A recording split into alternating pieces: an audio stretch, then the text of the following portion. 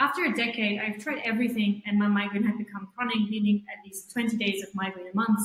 And I knew I was Wow. never going to have a normal life anyway. It really wasn't a life worth living at the time either, because pain in the brain, you just cannot ignore it, right? Migraine is your friend. It's warning you, right? It's protecting you. It's trying to protect you. What message can the brain give you other than stopping you with pain?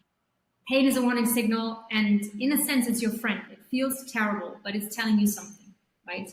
Welcome to Metabolic Matters Podcast. Let's meet today's guest. We have a treat today. This amazing and beautiful human being before us is someone I had the pleasure of meeting for the first time, 4 or 5 years ago in Switzerland at a major metabolic medicine conference. And this woman caught my attention as she was like a hummingbird flitting around the room, talking to everybody, knowing everybody, everybody wanting to know and talk to her. And of course, I had to know who this woman is. And that point, she was finishing up her PhD work. She was an avid researcher. She had some amazing research underway that has now come fully to fruition that you're going to learn about today. And she also just became a very fast friend. It's a joy. We got to hang out again this summer at Keto Live Summit in St. Moritz, Switzerland in June 2024. Hang out a little bit, catch up, which is also where she launched the most beautiful product that she has been working on for years, which we're going to talk about today. I got to try it in real time. Last year, I got to sample it. This year, I got the real deal. So we'll be talking about that.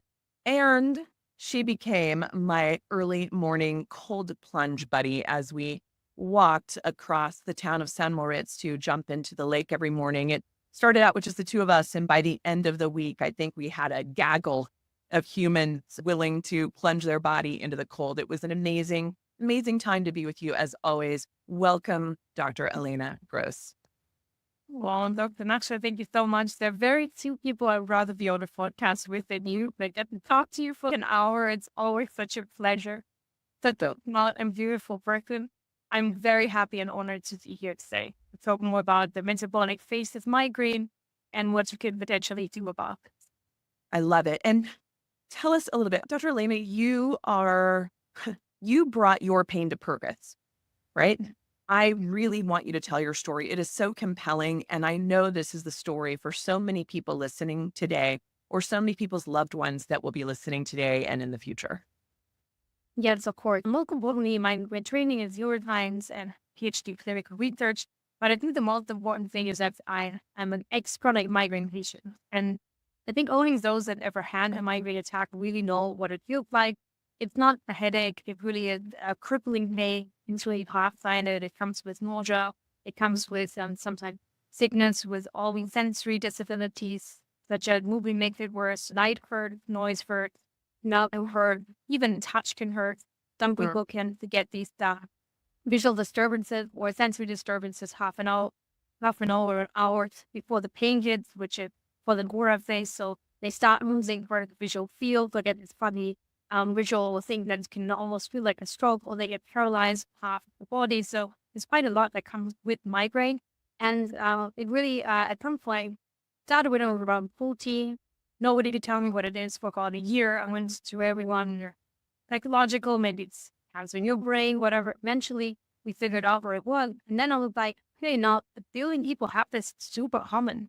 Now, of course, there must be something to do about this, right? Surely this is figured out. But then standing that was not the case. So not only could nobody tell me why migraine was happening, I went to a specialist, big clinic in Germany. And the funny thing is, now that clinic I went to as a teenager, I was now consulting as an adult. So things have come full circle, which is not. But yeah, no, we didn't have an. And that was the most frustrating thing. First, I tried everything from drug approaches, really anti-epilepsy, antidepressant, then there's the alternative thing, acupuncture, Chinese herbal medicines that can have a place, but for me, they didn't actually really work that well either. So after a decade, I've tried everything, and my migraine had become chronic, meaning at least 20 days of migraine a month. And Wow. I was never going to have a normal life anyway. It really wasn't a life worth living at the time either. It's hate in the brain. You just can't ignore it, right? or in the head, right? I went since I was very, very lucky that I studied in England at the time when the system is quite flexible. So I was able to switch into neuroscience. And Wow. due to the graciousness of a medical doctor there who was in migraine, took me on, not a medical doctor. And I was able to study migraine in my master's degree in neuroscience. And towards the end of the degree, sitting in the library procrastinating, I'm a world best procrastinator. I was flicking through a Nature magazine and it had an epic special in there. And that talked about, this was the first and only Nature magazine I picked up, by the way, just random. So maybe it was fancy. But it had this epilepsy special in there, and 2 pages were about the oldest treatment for epilepsy, which is the fasting mimicking diet, which we now know as a ketogenic diet, where doctors 150 years or so ago figured out that if you fast an epilepsy patient, then seizures can be drastically removed or reduced. Now, of course, you can fast for life. That's not a very long-term treatment. So then they tried to imitate the fasting in a diet, so that the body didn't know the fat, the protein, and the very limited carbs coming from your fat tissues or your body, or is it coming from outside? So it still turned on that fasting metabolism, which seems to have a lot in seizures, in seizure control. Now, migraine and epilepsy are actually genetically quite related. Wow. I already knew that at the time, right? And reading upon the mechanisms of what the state of ketosis can do, I knew this was relevant for migraine. So this was like the biggest aha moment. What I realized then in the library was what I already had thought is that migraine is an energy deficit in the brain. But what I learned in neuroscience in Oxford, actually, a very renowned university, is that the brain is relying on glucose pretty much alone for its energy demands. So then the thought, well, it is an energy deficiency, all we can do is eat very regularly. Now, the brains were still starving. Now, what I realized this moment is that you can eat plenty of calories and at the same time starve your cells. This was like the biggest aha moment. Just because I'm eating enough calories, and maybe I'm even putting on weight or I'm overweight, even overweight people can be starving inside of their brain or inside of certain tissues.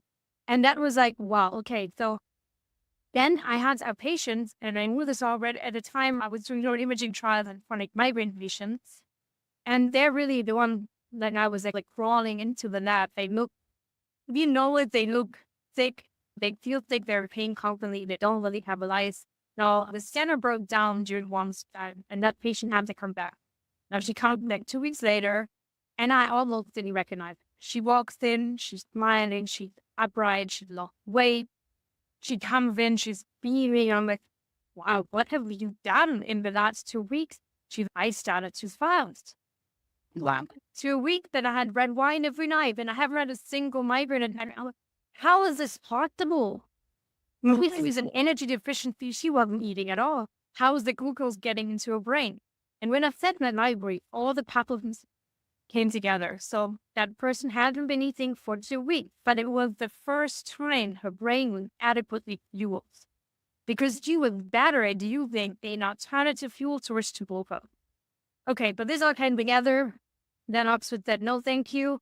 There's no work on this. This is way too risky. If you want to keep your stipend, you have to do topiramate, like this anti-epileptic drug, neuroimaging, whatever. And I was like, no, thank you. I'm going to find a different place. And this is how I ended up in Switzerland. So Switzerland said, if you go Oxford to come here, you can do this in a pilot on the side, like few patients, check if there's something to that.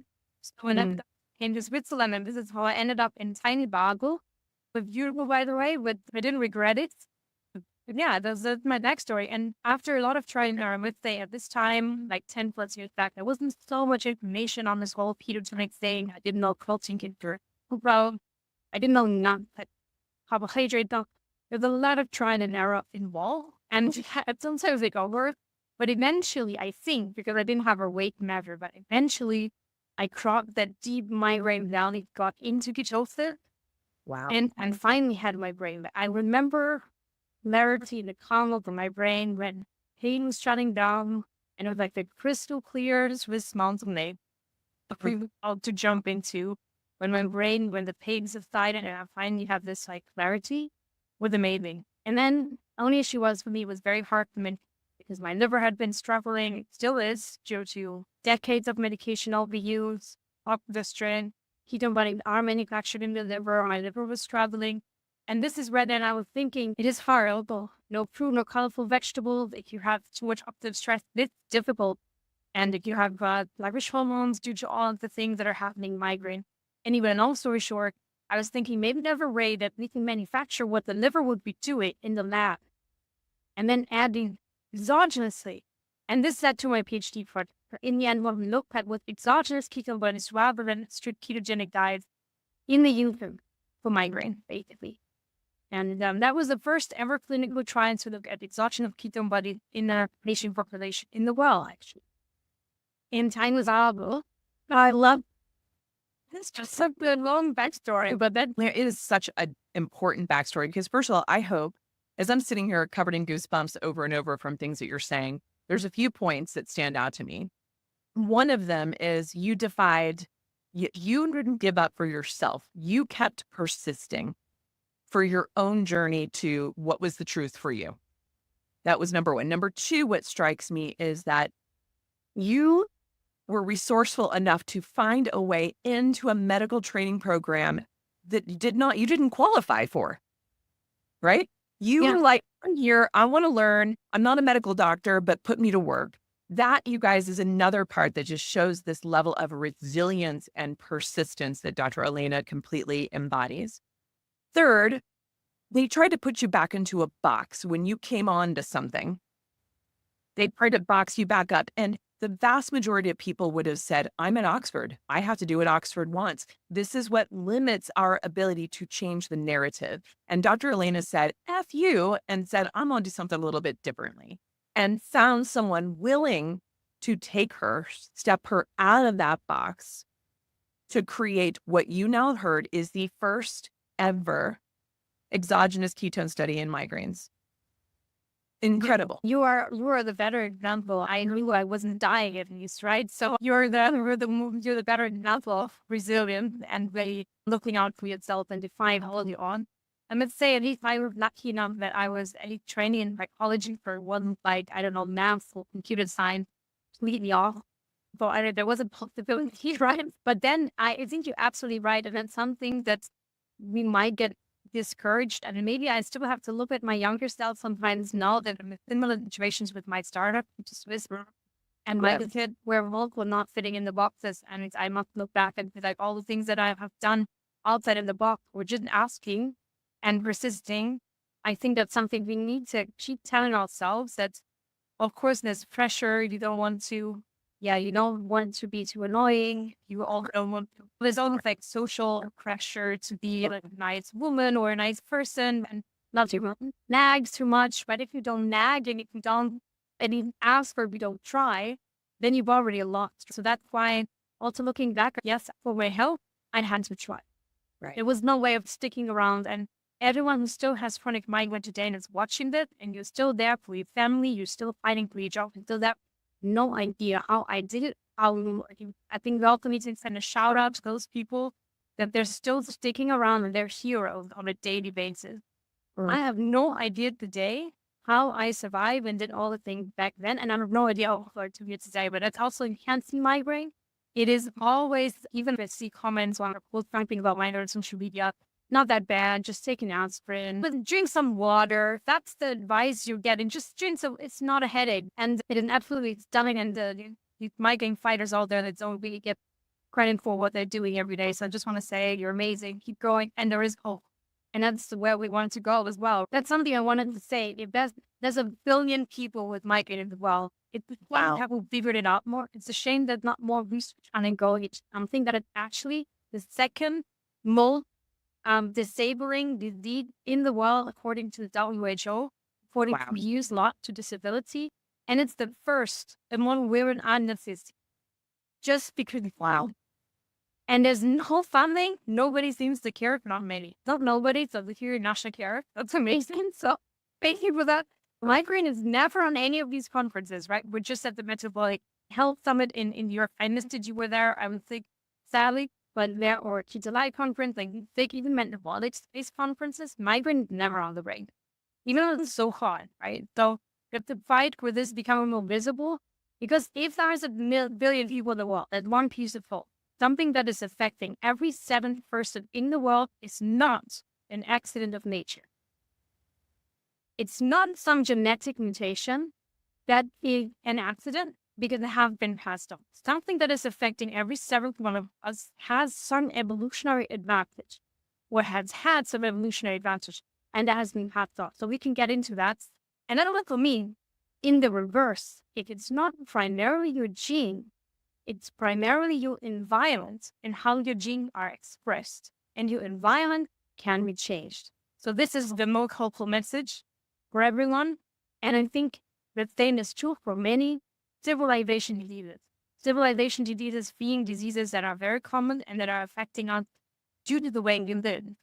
They can be undoubted to a great extent. Oh my gosh, like right there, you are preaching our message, which is we are not victims to these things. There's a lot more. We are far more powerful than we've been led to believe. The commonality of it does not mean it's normal. So and we've spent generations normalizing what you're saying is the second most common disease per the World Health Organization globally, the first among women under the age of 50. And I believe you said it's even the first, the most common neurological disease. Mm-hmm. And yet it gets very, even like she mentioned, that we walk around a lot of these conferences together, Low Carb USAs, Metabolic Health Symposiums, Keto Life Summits, a lot of these conferences that are talking the metabolic world.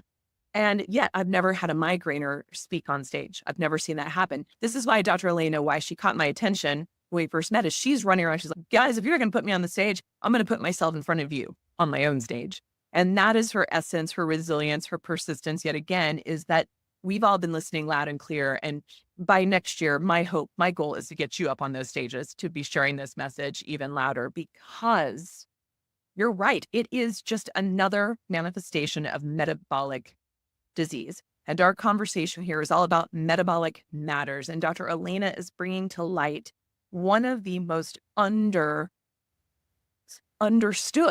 the misunderstood diagnoses out there. And so let's talk about this. First, I want to say one little thing. I want to own this, apologize for this, and regroup this. I too, as a clinician for 17 years in private practice, did not understand migraines, despite the fact that I saw so many of them. I too felt, just a little water, a little feverfew, a little puncture should really help. And it could definitely help somebody in the moment, just like popping a pill, whether it's a migraine drug, could help in the moment, but it couldn't change it. And I did not quite understand that until I started moving into the perimenopause bridge. Never had headaches in my life, right? Literally what I thought was just a little headache over the 2 years leading up to my menopause. Every month for 6 to 8 months, I had a 3-day, what I now understand was a 3-day migraine. It was incapacitating. And I am a fierce woman. I have been through a lot. You talk about 20 days of a migraine of a month. I had 3 and thought I was dying. When I was moment of my endometriosis, 20 days of the month, I was incapacitated. Like, this was nothing I'd ever experienced. And why I'm planting this seed is because there was a change in my metabolism as I was moving across that threshold. A lot of people say, this is a hormonal problem. It's a hormonal response, not the problem. There were shifts in my metabolic and my mitochondrial function that were happening. And I want to plant that seed because everyone's still looking for it, just go and take some hormones if that's the case, or go and just take these migraine meds, or go and just do acupuncture every day. Those are not the answers. Getting to the root cause is what Dr. Elena's research is all about. And that's where I'd love for you to take us on the journey of what is the connection between migraine, metabolic, mitochondrial health.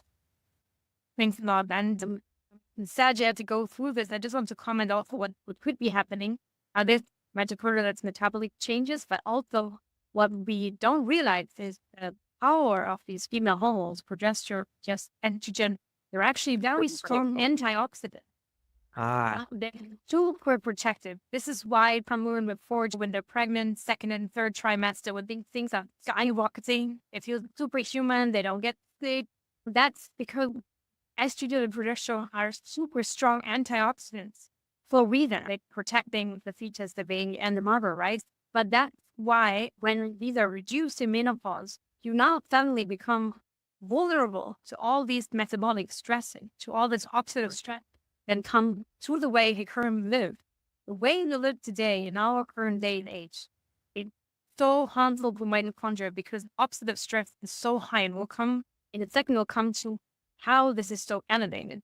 But if you actually look at everything that triggers a migraine, and I was looking at this list of seemingly unrelated factors for years, but they have one common denominator. So this could be alcohol, elevations, so altitude sickness, lack of oxygen through elevation. Then we know that atropine can trigger migraine, skipping a meal, fasting, not enough water, hydration, not mineral can trigger migraine. But then also psychological stress, sleeping too little, but also sleeping too much, caffeine, and then there's monosodium glutamate or some other stuff that you put into preservatives or some other artificial things that you put it food things, we put it food things. So all of these can trigger migraine. And all of these also increase oxidative stress. Yeah. What is oxidative stress? Oxidative stress are free radicals, these small molecules that are very reactive. And wherever they bump into things, a bit like a fall, they destroy what they bump into. This could be your powerhouses that are going up in flames. This could be your DNA, then predisposes you to aging. This could be other organelle, enzymes. Now, what you always want for healthy aging, extending your health back, for hopefully not getting any chronic diseases, including migraine, is keeping oxidative stress in a level that your antioxidant system can fight.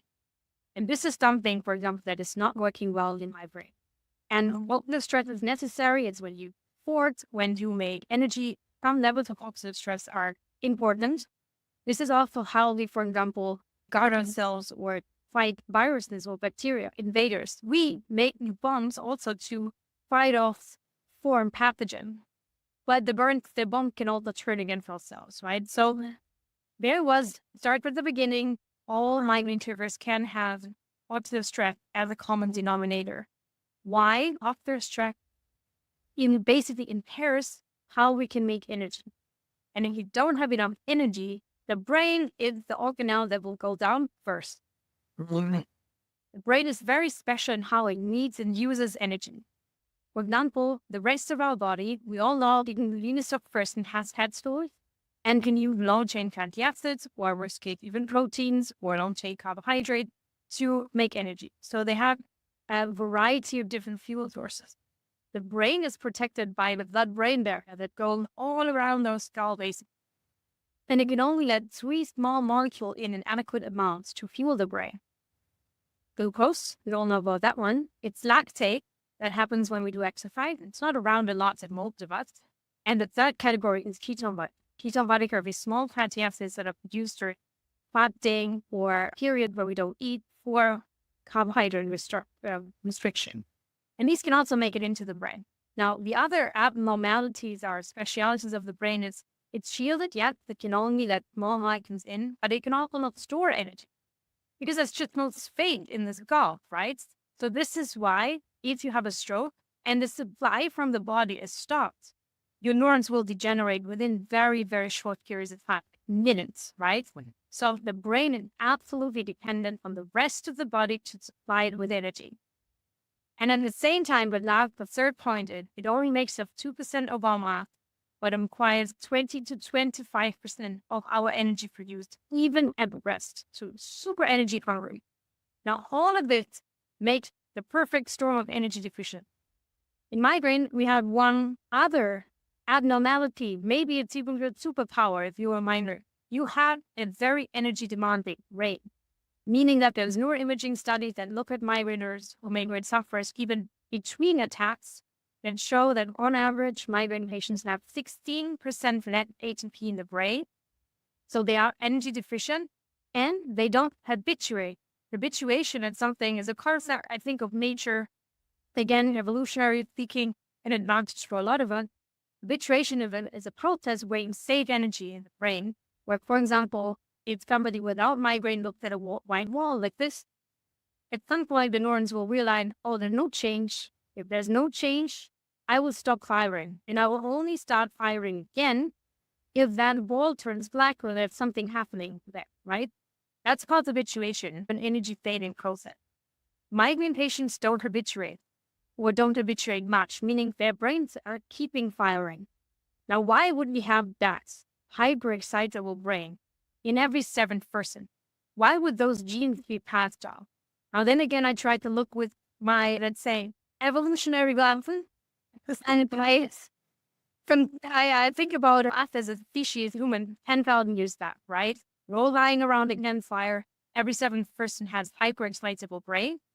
Now, being other people when you sleep, that warn the tribe from the tiger that it, because their brains will always be active and they will be the ones that wake up first. Now, from an evolution perspective, it makes sense to put these hyperexcitable energy demands of brain in the world at a time where our soil, our vegetables, and our meat and so on was full of micronutrients and had ketone bodies around, we were able to afford these brains, at least most of the time, right? Now you put a migraine genetic, always a gene environment interaction, you put that migraine hyperexcitability genotype person into a world where there's very little energy to buy, where there's no ketone bodies, where there's not enough antioxidants, where there's not enough micronutrient, where there's a constant overload of stimuli, blue light, substances that damage the mitochondria, and it's the perfect storm. So you have increased demand, but you have less supply.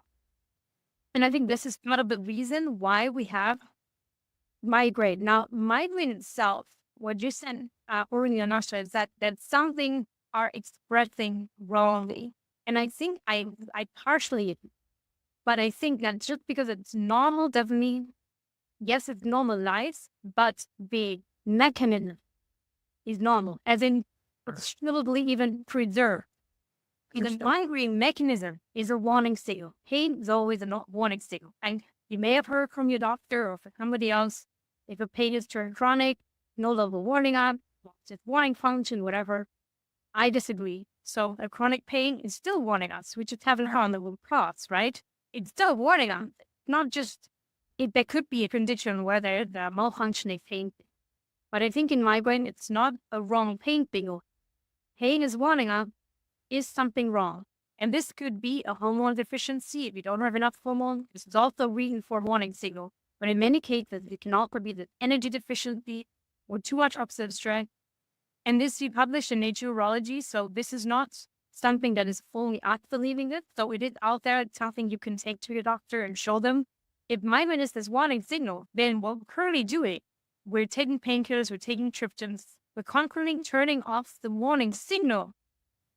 But we should be removing the root cause so our brain doesn't have to warn. So migraine, I know this sounds hard and it's terrible and it's destroying my life too, but the migraine genetic and the migraine mechanism is a good thing. It's your friend. It's warning you. Now we just have to understand what is it warning you about, right? So that's what I'm trying to figure out too. And that's why I've worked on this. I've written a book. It's finished. I just need to find a publisher. The mastering migraine model is on these 4 pillar model, how you can change your environment back. So all of my work now is basically focusing on how can we change the environment in such a way that the migraine genetics, the hyperexcitability are expressing in your favor again and not negatively. Because what we know from migraine patients also, they tend to be perfectionists, they have fast brain. These are things that can be good things if you use them to your advantage, right? If you have energy to exploit your hyperexcitable brain and you know how to use it and shield yourself from the unwanted hyperexcitability. That was a long discussion. Well, I read into this really. And it's a concept. I'm sure most people. There's what you shared has such an element of intuition to it, but it's never been articulated. We weren't taught that in med school. It's not taught at medical conferences. And sometimes we think it's too simple. This can't be true, right? When sometimes the simple things are the things that we now consider because they're right in front of us. So I was the same, like, listen, so simple in that sense. It's more common sense than science, to be honest. Then it might still be true. And it seems like for a lot of patients, it is true. It's not every migraine. There are rare monogenetic migraine forms that are literally a malfunctioning where it's some optimal mutation in a certain gene. Know the gene.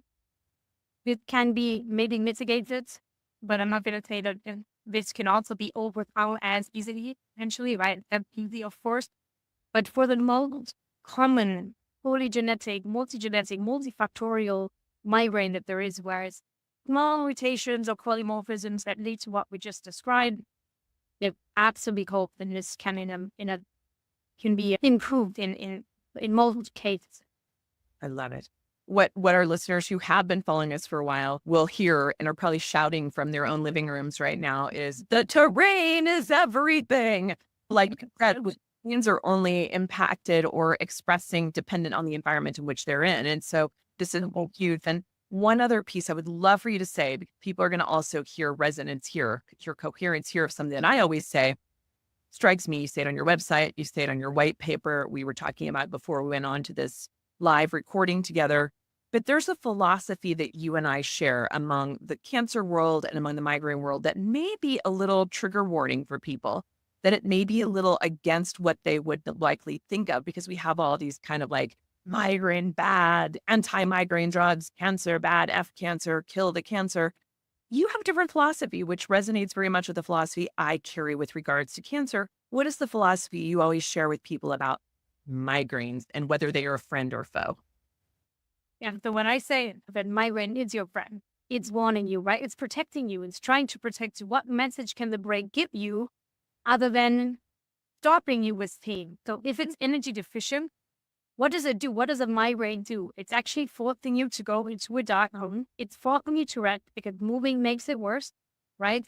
Any sensory stimulation makes it worse. Sound, noise. So it's the last resort. It's pulling all the strings it has with all its symptoms, make you sick and so on, making you stop eating so you don't have more of the crappy foods, right? So it's really with everything it has, it's forcing you to lie down with right until energy homeostasis has been restored. Whatever issue you have has been restored. It's all it can do. So migraine maybe could even be more like the migraine attack, but not the disease that's making the condition, whatever, it's multigenetic. But the migraine attack can be maybe thought even as the firefighter. And we're attacking the firefighter, but not the fire, right? Wow. So the firefighter is there to help you. Hate is a warning signal, and in a sense, it's your friend. It feels terrible, but it's telling you something, right? And so that might be a bit odd to hear, especially if you suffer from migraine chronically, and all you want is for them to stop. Yes, but believe me, you don't want the pain to stop. You want the root cause to stop. Oh, my dear, that is such powerful words. And you have also a similar ideology, methodology, and pillar to how you advise people to navigate the migraine world, which is also very similar to the terrain 10 of the metabolic sponsor. Can you tell us about your pillars and what you also bring on, not just a product or a removal of obstacles? What are some of the foundational things you find are important for all migraine sufferers to consider? Yeah, thanks for bringing it up. Before I would more, when I was told, like, talking to patients or advising them, I was more randomly saying doctor this and that. And then I realized it's easier to take a pillar and organizing things. So now I have this 4-pillar mastering migraine model, mastering migraine metabolically. And it will also be described in the book without the pillars as such, but with all the things you can do. Now, the first pillar to good health, and I think this is just the pillars for metabolic health, and we can see how it overlaps. I would be curious to hear. But the first one is stabilizing blood glucose, because that is so required for your brain to get adequate energy. Now, when you have a spike in blood glucose, especially migraine and all other conditions, this can mean that the insulin that is released to shuttle the glucose into your cell, insulin being the taxi driver that picks up the glucose and brings it into the cell, this is delayed. And it's see that huge spike in glucose that's sending, although they send a lot of taxes, now all those taxis are coming there, they take too many glucose passengers.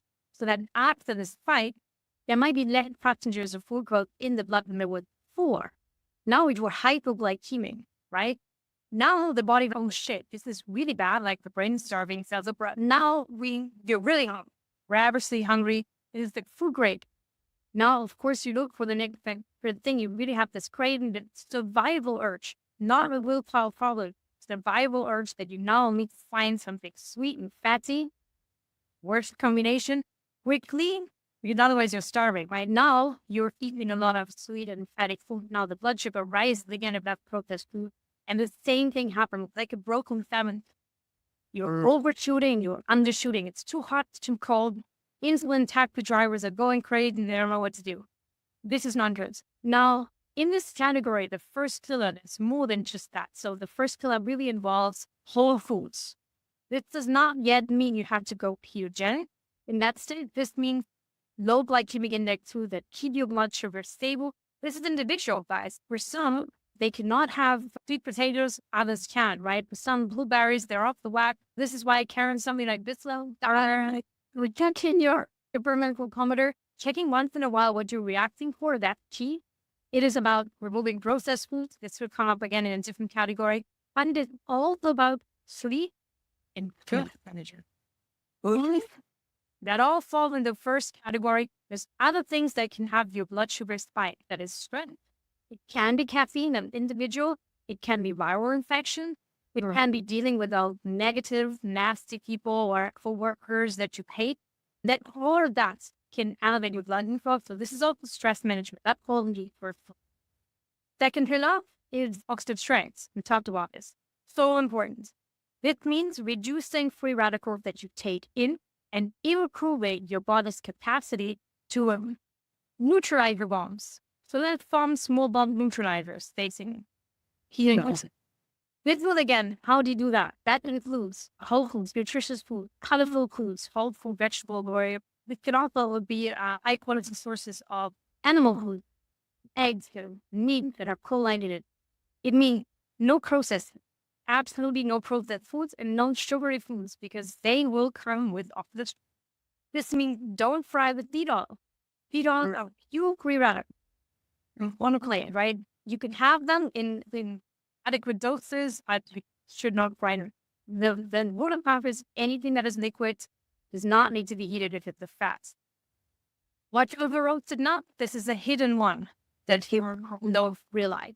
This falls into this second category. Now, this can also involve, for example, when we discuss the product later, this is why microCat, this medical food, also includes things like CoQ10, right, to give your body a bit of an antioxidant boost to further help protect you. And the next category now is the third one is micronutrient, and this can also be individualized hormone therapy. Now the hormones will fall partially in the second category on antioxidant because, as we know, for example, if you're deficient in female hormone or very deficient in molecule, you lose a lot of that natural antioxidant protection. This can now let's in the third pillar. Let's start with the micronutrient. Unculture the outdoors the way we live today with all the herbicide, pesticide, the chelating agents in the heavy metal outdoors, just to not have partially, depending on where you live, where you get your food from, trace mineral, and then even sometimes the vitamin in them, even if you need a whole food diet. And do not know whether you have adequate, especially mineral supply, just because the way in the world currently is set up and you have no control. Even if it's organic, you don't know what was in the soil. What isn't in the soil is not going to be in the plant or in the animal. What's not in your food is not going to be in you. That's again very intuitive, but something that I haven't really thought about. You are what you eat, or you want to put it even better, you are what you absorb. Girl. Anything that you don't absorb or you don't eat not going to be in you, and it's not going to be in your cells, right? Then there can be individualized deficiencies that you need to fill out, which is also why, again, the thing here has a lot of micronutrients, like a big trace mineral, antioxidant, fat soluble, water soluble, vitamin. If you are supplementing, irrespective of what you're using, watch out that it contains the bioidentical or human identical form, right? Because especially when you're sick, you may not have the enzymes or energy to convert like an inactive plant version of a vitamin, for example, into the active animal one. And then you're just making expensive feed. And even if it's cheap, and it's sure expensive, right? It's still going to be excreted. You won't convert it. Sometimes the conversion in the best case is 5% between these different versions, right? So that's why quality is important. This also, again, includes whole foods. Ideally, you get everything from food. I'm preaching, or I'm one more like an omnivore. I really think we do need high quality food sources for exactly that reason, that a lot of, not a lot of minerals, they're available for fun, but a lot of the vitamin are not as bioavailable from vegetable sources. And you also know that some are not even contained at all, right? Some your microbiome can reduce, some not. But that's important. So again, whole foods is also part of the third law of the micronutrient. And then the second half of that will be one more. Now, for example, melatonin is a super strong antioxidant that I love taking for migraine. Really good to get inside of the mitochondria and not producing enough. So this would be a hormone that's also on an individual basis. You can look if that helps. If you don't have enough hormones of certain kind to metabolism will. Now, the fourth and final pillar of this model is now introducing an alternative energy source for the brain if those first three pillars are not enough. There are some patients, if you clean up your diet, if you have stable blood glucose, if you are adding antioxidant micronutrients, there's no deficiency that is enough to keep their migraine at bay, it falls, right? Not all of us need to be in deep ketosis all of the time, that's for sure. Some do. So if you have chronic migraine and you're really bad when glucose transform metabolism or utilization at some stage, then absolutely you need that category. This could potentially be to a degree lactate. I don't know. I know ketone bodies and lactate are using the same transport system. It's not been explored much. This is something for the future where we could see like how much to be used that same the ketone bodies. For now, I think should be ketone. Now, ketosis you can of course reach if your liver is strong enough, you can do it by all means. You can try the ketogenic diet approach. Here, I want to say the first three pillars don't apply. Being ketogenic is no excuse for not eating all the protein and crap again. You need to have real food. It doesn't matter what, right? It's the number one principle. All the way up with the dirty keto, no dirty keto. Exactly. No dirty keto or no, I don't know, snack bar things or whatever that pretend to be keto, and then they're loaded with that kind of like sugar, alcohol, whatever. But they're not really keto, but also watch out. Real food always applied. And that's if I have one thing, that would be my number one advice. But then, yeah, either limiting your carbs to a degree where you feel the mind falling down, or alternatively, if you're not comfortable with that, you can potentially add exogenous versions of ketones, exogenous sources of ketone, but this is also the case. And this product, we added exogenous ketone body to bring the level higher. This is in the form of human identical DBHB in a mineral salt form. But again, it doesn't need to be this one. There's other, especially in the US, there's other sources of ketone bodies available that you can play around with. What I would say, I don't want to discourage or, I don't know, defame any product, but several ketone body esters. Keto ester, this is confusing for people, but this is basically an alcohol butane diol bounds to one ketone body, which means that for every gram of this product, you're getting half a gram, whatever it is, roughly half of this is an alcohol, which will be quite toxic for your liver. And I've seen research and just anecdotes for patients that they get signs of liver failure and the liver struggling very quickly. That is something in a migraine patient where the liver is already struggling, you have medication overuse in many cases. I would certainly advise not to opt for ketone esters and lean until there's longer-term safety studies that show this is fine, especially such a patient population. That's just the one thing before somebody said, but I was advising to take such a ketone, but I'm not advising on butadiol for patient period ever. Just wanted to say that. I try to go as close to human identical if I can, whenever I make a choice, just for safety reason, when it comes to my body or my products. I love it. And I think this is what's really exciting is people are going to hear this and they're going to be compelled. They're going to want to learn more from you. They're going to want to download your white paper, which we're going to make it, available in the show notes, because it goes through these points that you made about the statistics around migraines. It goes through the breakdown of what do we know about what is a migraine and what do we not know? And then we go through Dr. Elena's ahas of what she's learned through her research, both as a clinician, it's not really clinician, more researcher, because I know you don't. I'm not a conducive but you're a patient advocate, and you're also what I should say. Like none of what I just talk about is medical advice. Always discuss anything you were to change in your diet, if you take a medical food supplement, whatever you're changing in your regimen with your medical doctor, or you make any changes, individual, not qualified to give medical advice. So this is for sharing research and information on purpose. And hopefully inspiring more research, because as you now know, that 1 in 7 of us are walking around with this condition and no one's funding the studies in it that to Without experiments. They're absolutely research. You don't have to wait around within a fake way and you didn't test with a medical doctor beforehand. And I want to say, I also made a free master migraine course. So everything we did is on YouTube. Absolutely free. There's what is migraine, what is the evidence around migraine metabolism, and so on, like the different phases. And then the full Philip brain emotes. You can watch in your own time and then take some pieces, treat it like a buffet, take out the pieces that you find interesting, and then you can try and implement. Should be very powerful. I love it. And offline, I'll talk to you about some ideas for publishers because I want this book out there. I want for early adopters, pre-orders of this and get this out. But in the interim, you have these great resources that you just mentioned. Exactly. And then it's free. Absolutely. It's important for somebody to, I know what it's like if you have chronic migraine, you don't need enough energy to work hard. You don't have the energy to even think about what changes to make and where to start. And that's also one reason for developing this. Because in the end, that was easier for me.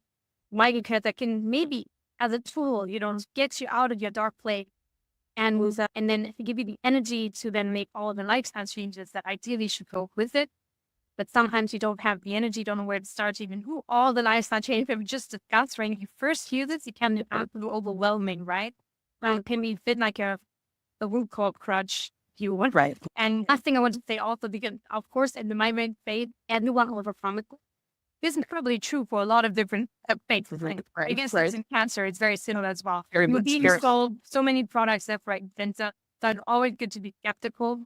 We want to share the risk. So when somebody buys preferred block, we give one for free, which means on the first order, we're making zero money. We're even paying on top. But I really think it's important that people can try it for full week, see if it works. And then if it does, they can return and pay full price. If it doesn't, then at least it wasn't hopefully too expensive. Because nothing will work for everyone. And there is hormonal migraine. It's not the term I want to coin. We're trying to point metabolic migraine, which I think is a very common migraine subtype. Many people have issues with metabolism and migraine, but there is hormonal migraine, which is actually a bit metabolic as well. But if your hormones are out of whack and you get migraine always around periods, then that's something that needs to be addressed. That is not something that a microCat or these formulas could address specifically. So they're not these for everyone. I'd like to I would love for folks, this is a great shout out to our dear friend, Dr. Mindy Peltz, who wrote a great book called Menopause Reset, who in watching me going through my process with menopause and all my girlfriends going through the process, my experience was very different because I've been very metabolically healthy and metabolically flexible for a good 15 years or so leading up to this. So my menopause was super, I had no symptoms at all, except for this period of time. I had a very stressful 2-year period of time. I was traveling too much, even though, so talk about the changing, my brain is, people probably recognize when you describe the brain of a migrainer, I probably have a migrainer brain, but my whole life of all the things, but it just got layer caked. And what was happening is even more difficult for me to achieve or maintain ketosis, that my glucose is going higher. It was definitely metabolic. And as my body was changing, it wasn't, I needed to fast more. It was because my energy demands were different and my oxidation demands were different. That's what I needed. I did not need hormones. And so if I could bring my insulin down, bring my cortisol down, and bring my oxytocin up, all of those things stabilize. And everything you talked about, the changing of my melatonin, the changing of my vitamin D, those stabilized my hormones, that once I figured out that, the migraines stopped. It would have been really nice to have had your product then, because it probably would have dealt with it immediately. But what happens for most people or most women is they immediately try to add more stuff. I'm just going to give it hormones. How about trying those 4 pillars first? How about address the menopause reset of your cortisol, insulin, and oxytocin levels first? And then how about bringing on a product like microCat that can actually bring in some of the cofactors necessary that might be depleted now in this hormonal milieu change. So I want to put that out there. In my world of oncology, people know that I'm not a fan of exogenous hormone replacement, but I am a fan of supporting the terrain to make your hormones work better endogenously for you. And so I do think that there's a connection. And for my own process, I learned a lot about myself. What you just described earlier about the migrainer, I was like, wow, I've been a lucky migrainer until might know with a high threshold because how you'd threshold higher until everything goes. So humbling. And so I want to put a shout out before you tell us a little bit more about this product is I got to be with you in St. Moritz recently, but I came to you from seaside elevation, right? I live by the sea now, and to go from there into the Alps of Switzerland, as well as poor sleep, international travel, likely a gluten or corn exposure, which creates a lot of oxidative stress in my body. I was knockered. I was out, and I could tell I had a migraine coming. So when Elena showed up with her new pre-packaged, pretty packaging, she's like, "You want to try it?" I did not hesitate, as well as there were 2 or 3 other people at that conference that I sent her way to also sample it. All of us had very positive experiences, and I shared her product at a retreat in Malta right after that event for someone else who also had a major migraine experience. All of us nipped it in the bud. Those who were already migraining, it stopped. And for me, the biggest thing I noticed is my brain immediately, I felt like the intensity of the elevation and the shortness of breath and things I was experiencing were gone immediately within an hour. That shocked me. I even did a little testimonial. People can go Google that. Maybe we can do a link to that later. Was it like I'm such a skeptic for myself. I'll try these things for myself. And then if they work for me, then I'm like, I'm going to shout this from the rooftops. So tell us more about the product microCat and how to find it. This, by the way, is developed from Elena's persistence and resilience that led her through her own journey, through observing and witnessing other people's, through the research arm, and now through this kind of open mic on metabolic health that's finally happening globally. We now have something very unique to this population, and I think beyond, quite frankly. But tell us a bit more about the product and how people can find it, Elena. Thank you so much. Your endorsement means everything. Being endorsed by you, that's like the very cool.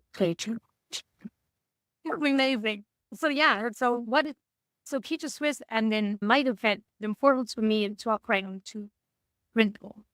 The one is first do no harm, right? That's just having been a beast myself, and the things I've taken, so many of them have done more harm than good. Anti-epileptic drugs. I was sitting at the coffee with my best friend. I had no idea what her name was. The dementia I recall, the cognitive difficulties was really tough. Words were gone. This was back in Oxford. I was thinking I would fail a degree every day just because I would not know, like the word donut, for example. That was gone for 3 days. It's just gone.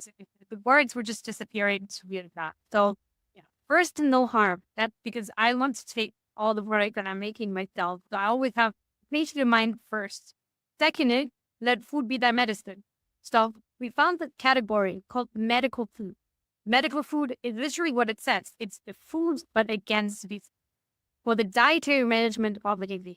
So it falls between a supplement. A supplement is always safe ingredient, but it's for healthy people. So a supplement is for healthy joints or a healthy brain or for healthy blood sugar, whatever it may be. It's never designed, tested, or found for disease. And it's not, we cannot model it for disease. Now, drug is a novel molecule. We can say everything, treatment, prevention, cure. We cannot do that. But that's specifically against the disease, but it's never really like human identical compounds with, right? microCat is the medical food where we can say for the dietary, intended for the dietary management of migraine. It contains only generally regarded as safe ingredients. And in our case, only the most bioavailable and human identical versions of these in quite high concentrations for a lot of them that have been shown efficacious in migraine or have been shown or have been used in clinical trials in migraine, right? So in this case, don't always see this. There's a lot of different ingredients and you can just see that on the website. So it's been designed and I tried to design it as a one-stop metabolism shop. So it had, for example, if it just goes from some of the ingredients, choline, which is an egg yolk. It has all the B vitamin in the bioavailable methylated form. So if you have a problem with folate, MTHFR, then in the right breath for you as well. It has fat-soluble vitamin A in the bioavailable form, D, but in conservative form. Conservative dose because those can accumulate in the body. So it's more like the base there. It has trace mineral and minerals. So zinc, it has this molybdenum, manganese, selenium, all of those things you might not have heard of, boron, and all this stuff that we barely pay any attention to, chromium. but that are essential for our body to work and should be caught in our water, right? So in the US, you want to drink tap water, probably have to filter it. You filter your water, that means there's nothing in there but water. We need to mineralize water, right? You cannot hydrate your cells if it's just H2O. Minerals are essential for life, electrolytes. Then it comes with some amino acids, taurine, corn. Very important for the liver. Actually, Japanese are the most longevity, the highest longevity people, the most healthy people, right? They have a high taurine with their fish intake, and their fish is a problem with heavy metals, but there you go. The taurine, collagen, Q10, very important one, strong antioxidant in your health. And then some more lysine and leucine, ketogenic amino acids are in there as well. More conservatively adults because they taste pretty disgusting. So that's one of it's had for pig. This is why omega-3, I love them. They do not appear in the product because putting that in a drink like this, well, me either. Trying to go down to 0. So still great your omega-3, but it's designed as a one-stop shop. You should not be. It is expensive, but it's almost 10 grams, 9.5 grams per sachet of goodness, basically. And with stevia, we might switch to glycine or a different form because some migraine patients have difficulties with stevia. But this to be taken once or twice a day after food. There's a high mineral load, so otherwise it can lead to gastrointestinal distress. So please sip through the day or take out the food if this is of interest to you. And any feedback for the next batch is always welcome. So also in our shelf plan, we can talk about if you want to change, you would change anything. Listen, we're always open. We're here to learn. We're here to learn from every single one of our followers and people and consumers trying to take it. We try to do best customer service. We have actually trained a bot now. I know this sounds scary, but we trained the bot with the whole knowledge of my book. Wow. It's read my book and it's read other things. So it speaks all common languages. So we go on microCat.com or grainritual.com, same thing. You can talk to the bot. I don't think the book version is live yet. We're still checking if it really knows all the answers, but it's because my time I try to be everywhere and answer everyone. I'm still answering most of you guys. If you are getting a reply to, it's still me, but I know it cannot be like this forever and ever. Your availability of which list me inevitable. So, my gosh, Dr. Elena, first of all, it is such a joy to know your soul, to know your brain, to share it with our listeners and hopefully many new listeners that will stumble upon this that might have thought that these conversations with me were only about cancer. And hopefully you're showing folks that it's metabolic in general and this particular conversation, migraine in particular. And I just thank you for what you do. I know that this will continue to explode, and I'm honored to be part of witnessing and studying and taking part in your journey. Thank you so much, Nasha. This was amazing. And maybe to close this, whether you have migraine or you end up with cancer or you maybe end up with Alzheimer's, that's primarily genetic, right? So your genetic predisposition. But the environment you create for yourself, for your family, that can ward off a lot of things, civilization diseases, right? So this is why your genetics are important, but metabolism and the environment might matter more. And that's why the Metabolism Matters podcast is really great. And of course, the core focus is different, but I think it needs to spread across different categories. And I think so many of our current issues as civilization can be boiled down to the raw environments we put our bodies into. And we're all diverse, we're all different, we're all individual. That's our genome, right? That's fine, that's good. Something will break down further depending on where your weaknesses or where your advantages are. But there's hope, and there's many things that we can do with speaking metabolism together across disciplines, across brain and other indications of quality. I love it. And even though we recognize the similarities across the metabolic field, I do plan, my expectation is that I will be hearing you from a stage soon on migraines. I must admit that on the Metabolic Health Summit, I was on the stage in 2020. They did have me on. Why? Appearance. It's making the appearance and the title I would roll one few times, just not in the last recent years, because I thought we've heard about migraine one. That's about it.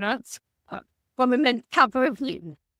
But No, it's good. I must say I was very grateful for these conferences to put on the topic of migraine, just because I know when it was not on a Keto Live, so many people came and addressed and like, I have migraine, my fiance has migraine, my friend has migraine, what can we do? It's just so common. And at least the very common, it doesn't mean that if something's not common, it's not important. But of course, it's very expensive for society and it's something that also needs to be addressed and can spread the word. Thank you, John. Thank you so much for spreading the word. Thank you for having me on your beautiful page and your enthusiasm, what you do for all of the field, for all the energy. Those of you who met Nash, she entered the room, the sun starts shining and it's burning bright. So you cannot not really good moods when being around Nasha. She's really a lighting fire in the field and in the space. And whenever I know she's at a conference, I think what to go even more. She will be there. A wonderful human and smart brain. It really changed you with you and your story. All your listeners will know. Mine probably won't. New people absolutely worth looking into. And I always get goosebumps and tears. And whenever I hear it, definitely look up Nasha's work too. And Mission and her podcast and all the great work that she's doing. Speak on conferences as well. Big shout out over to Mexico, wherever you are right now. So we're making it longer than Mexico, but we're trying to get Dr. Elena to come to Mexico as well. So But you have to work metabolism there. I love it. Exactly. Dr. Elena, thank you for the brilliance you bring to this world and the soulful way in which you share it. All the best. Thank you. Bye, Narsha.